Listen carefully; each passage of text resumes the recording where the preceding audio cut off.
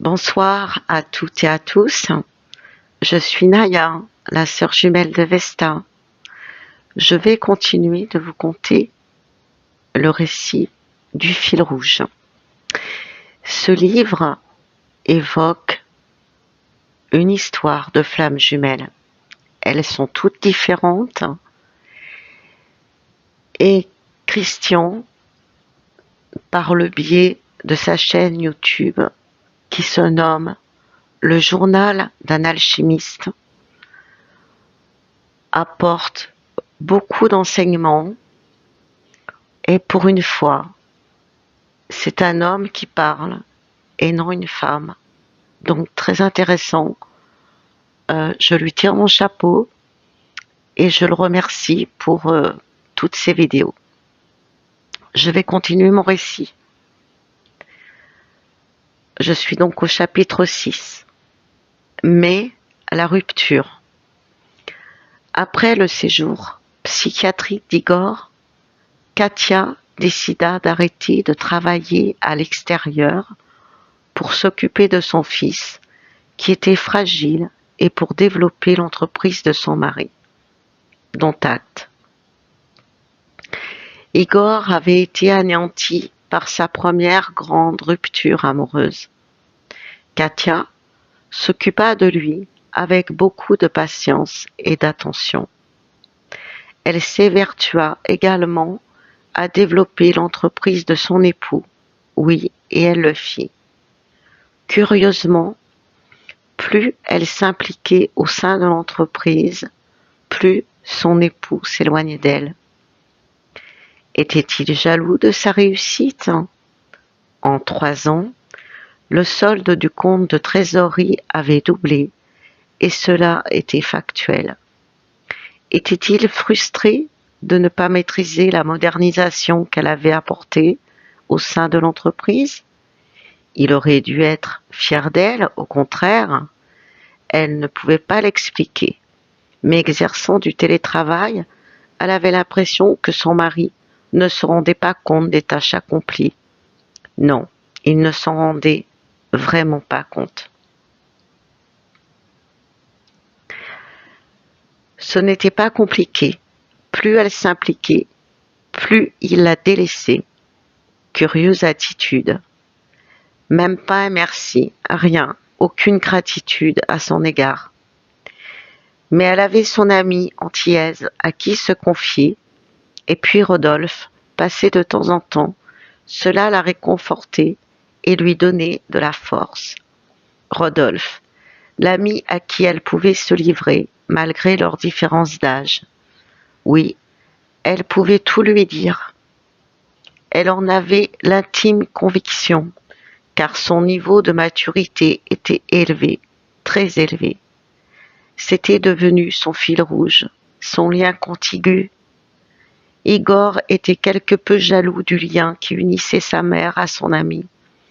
Il ne comprenait pas, mais curieusement, c'était à présent Katia qui les reliait tous les deux. Igor était le contact et non le lien. Le lien, c'était bel et bien Katia et Rodolphe. Ils étaient flammes jumelles pour la vie et ce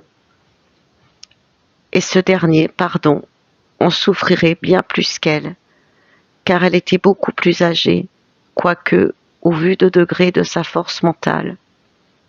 Ils avaient de la chance sans en avoir. Les flammes jumelles n'étaient pas obligatoirement vouées à vivre ensemble, mais à vivre l'un avec l'autre. Ils avaient un lien d'âme à âme, mais ils ne le savaient pas encore, ni l'un ni l'autre. Le temps de la Covid arriva.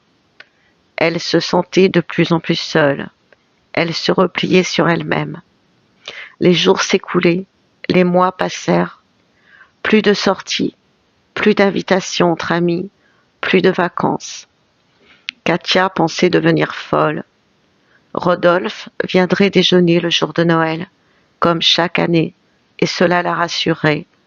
Noël, ce n'était pas n'importe quel jour pour eux, et cela n'était pas anodin. Quelle joie pour Katia! Elle allait passer un bon moment, d'autant plus que Le cadeau qu'elle avait offert à son époux n'avait eu aucun effet en cette année particulière. Un stylo de luxe, dont nous tairons la marque, qui n'avait pas fait plus d'effet qu'un vulgaire stylo à billes. Décevant. Totalement décevant. Il avait une maîtresse, c'était certain. Elle le savait, mais pour l'heure, on n'avait aucune preuve. Pourtant, en ce jour de Noël, Rodolphe avait repoussé l'époux de Katia dans ses retranchements, comme s'il savait. Ce jour-là, il n'alla pas rendre visite à sa famille. Il resta dans le foyer de Katia, certainement malgré lui. Oh Rodolphe, si tu savais, pensait-elle. Elle souffrait en silence, ne parlait pas de tous ses tracas à sa famille. Ses parents étaient âgés, et la future femme d'Elias s'était enfuie peu de temps avant leur mariage. Si elle parlait, elle allait les achever. Ne rien dire et faire, comme si tout allait bien.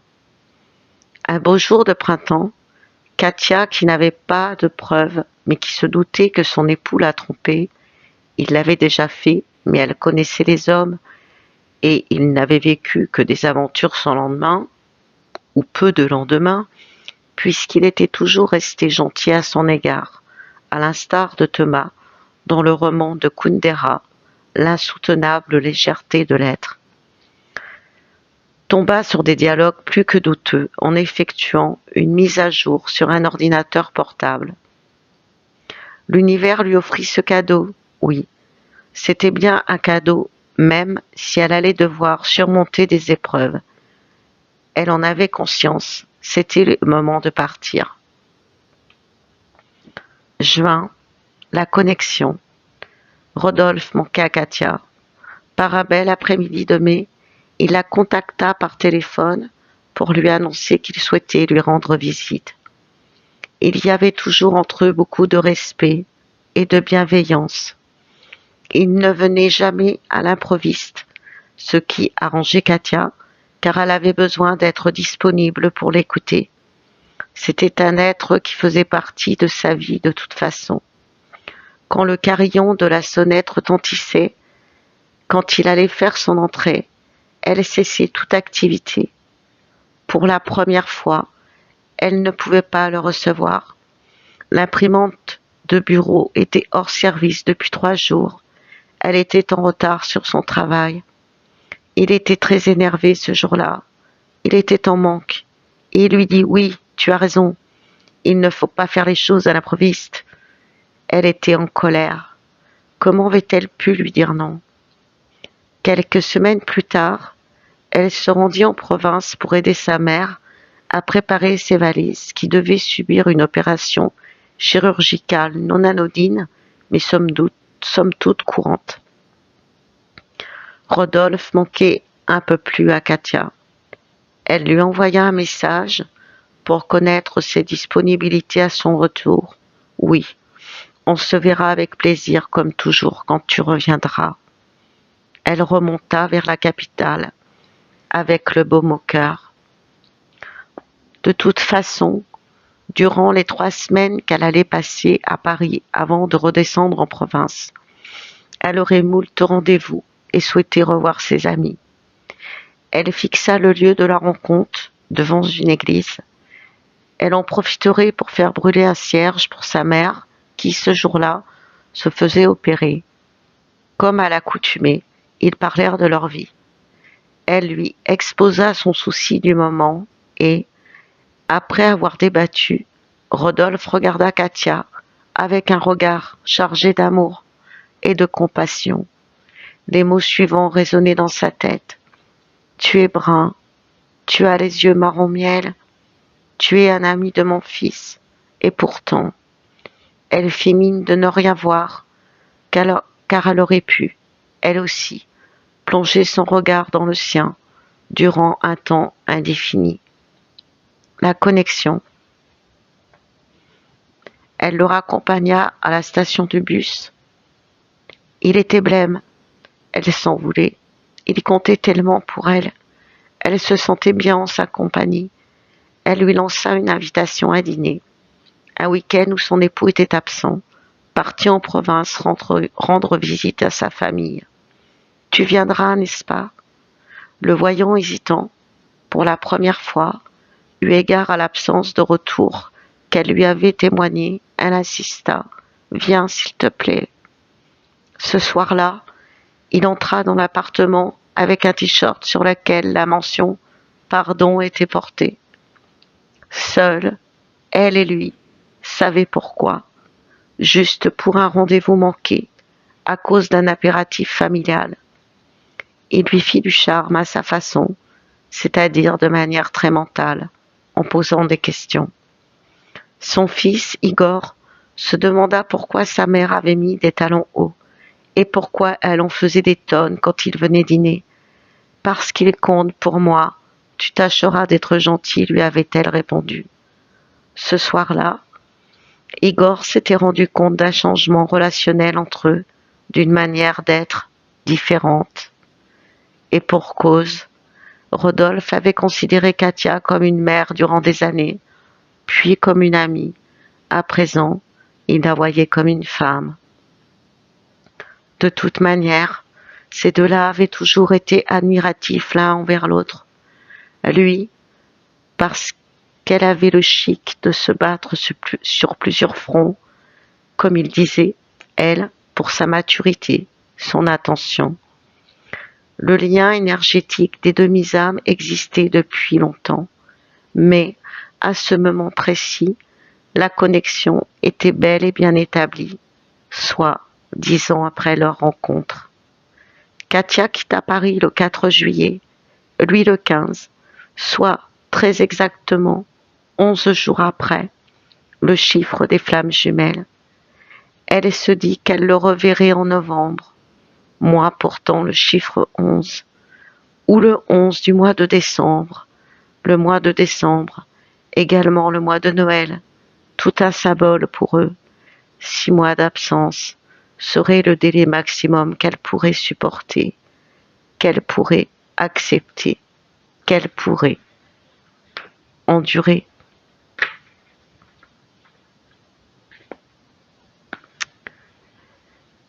Juillet, la conjugaison. Le jeudi 15 juillet donc, alors que Katia vaquait à quelques tâches ménagères dans sa maison de province, elle fut prise de vertige, de nausées, de migraines. Elle n'était pas femme à avoir des migraines. Instinctivement, elle contacta Rodolphe pour savoir s'il se passait quelque chose de particulier dans sa vie. Oui, effectivement, il partait le lendemain dans une ville de province afin de passer un entretien pour un emploi, son premier emploi, dans le domaine pour lequel il avait fait ses études. À partir de ce moment-là, consciemment, elle veilla à la bonne sécurité de Rodolphe. La fille de la meilleure amie de sa mère, spirituelle, tireuse de cartes, lui avait confirmé. Oui, vous êtes bel et bien flamme jumelle. Aucun doute. Elle était l'âme éveillée, la première, certes, mais ce n'était pas le rôle le plus facile.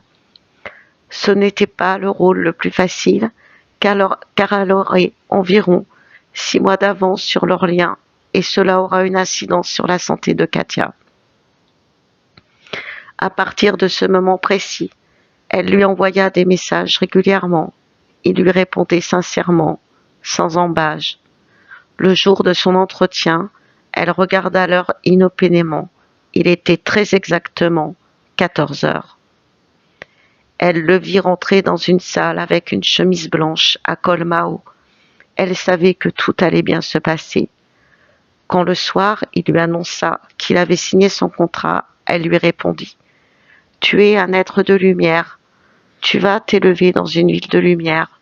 C'est le premier grand chapitre de ta vie. » En quête de logement, Katia lui dit « Tu vas trouver un appartement au design moderne, avec un balcon. Je ferai brûler une bougie pour toi. » Le lendemain, il confirmait ses dires. Ils étaient en parfaite connexion. Ils vivaient l'un avec l'autre. Ce mois de juillet fut particulièrement heureux pour Katia. La connexion était tellement établie qu'elle le voyait en 5e dimension. Ils se parlaient par télépathie. Katia était emplie de joie. Rodolphe était dans l'empathie la plus complète. Au fil des dialogues, les jumeaux se découvriront des points communs, des concordances sur leur chemin de vie, des vies en parallèle, pas aux mêmes époques, eu égard à leurs grandes différences d'âge, mais avec tellement de similitudes. Ils étaient en communion. Quant à l'époux de Katia, il ne lui avait donné aucun signe de vie, juste des photographies de factures via son téléphone portable, factures qu'elle devait saisir, éditer, envoyer au client. Ni bonjour, ni bonsoir, rien, aucune explication face à son geste. Katia sortait beaucoup avec Elias et son ami. Elle avait mené une vie de patachon ce mois-ci, et c'était bon. Et puis Rodolphe continuait à entretenir le lien. Elle n'était pas seule. Non, elle ne l'était pas. Elle vivait une relation légère et sincère, et Dieu, que ça faisait du bien. Elle se sentait heureuse. Sa grosse déception, le comportement de l'ami de son fils, qui lui envoyait des messages visant à la culpabiliser, en lui rappelant sans cesse qu'elle était une mère avant tout. Oui, elle avait été une mère et une épouse accessoirement, mais maintenant, elle n'avait qu'une envie, c'était de jouer un autre rôle, celui de femme. Oui, elle voulait se sentir femme et indépendante, un électron libre. Katia avait la sensation que son chemin de vie était bouleversé, mais comme nous le verrons par la suite, son âme jumelle allait l'aider inconsciemment à la mettre sur la bonne voie. Elle avait envie de changer de vie, de travail, de lieu géographique, d'amis, mais elle avait une certitude. Quoi qu'il arrive, personne ne pourrait lui enlever sa flamme jumelle. Le lien était fort et puissant. Rodolphe était la conscience intellectuelle et corporelle. Elle était la conscience spirituelle et émotionnelle. L'un fédérateur du yin, l'autre du yang. Et elle était déjà consciente qu'il y aurait des moments de silence, douloureux, très douloureux. Elle avait déjà peur de le perdre, mais un lien de flamme jumelle ne se perd pas, même avec de longs moments de silence. Elle lui demanda si elle pouvait l'appeler. La discussion avait été sincère. Il l'a charmée avec de jolies phrases d'encouragement. Celle qui l'avait la plus touchée est la suivante. Ça ne va pas être facile de te sauver toute seule, toi qui as passé ton temps à sauver les autres. Elle en avait les larmes aux yeux, l'émotion montait et elle était sensible, il le savait. Sensible mais pas fragile. Oui, il la connaissait bien, bien plus qu'il ne le pensait. Le ton vibratoire de sa voix l'apaisait.